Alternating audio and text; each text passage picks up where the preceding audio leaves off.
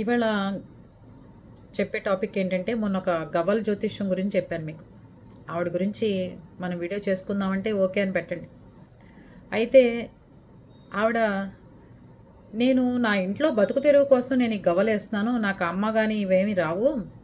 అందరూ ఎలా సంపాదించుకుంటున్నారు యూట్యూబ్‌లో నేను కూడా అలాగే సంపాదించుకుంటున్నాను అని చెప్పి చెప్తున్నారు ఆవిడ. చూడండి, ఒక చిర్రావూరి గారి ఛానల్ ఫాలో అయ్యే వాళ్ళందరూ గొర్రెలు, దేనికే పనికిరాని వాళ్ళలాగా, వాళ్ళొక వేస్ట్ ఫెలోల్లాగా చెప్పింది ఆవిడ.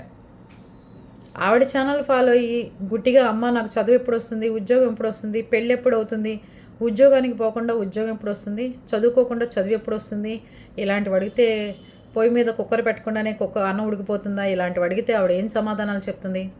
ఆవిడకి కూడా వారం రోజుల నుంచి ఫీవరట.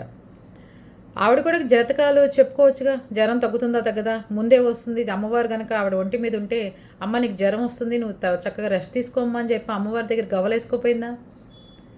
గొర్రెలు ఎవరు? ఆవిడ చూసి ఫాలో అవుతున్న వాళ్ళ, లేకపోతే యువతల ఛానల్స్లో వాళ్ళు కానీ యువతల ఫాలో అవుతున్న వాళ్ళ గొర్రెలు? దీని గురించి వీడియో చేసుకుందాం వద్దా మీరే చెప్పండి. వద్దు, వేస్ట్ అంటారా, వదిలేద్దాం, ఏమంటారు మీరు?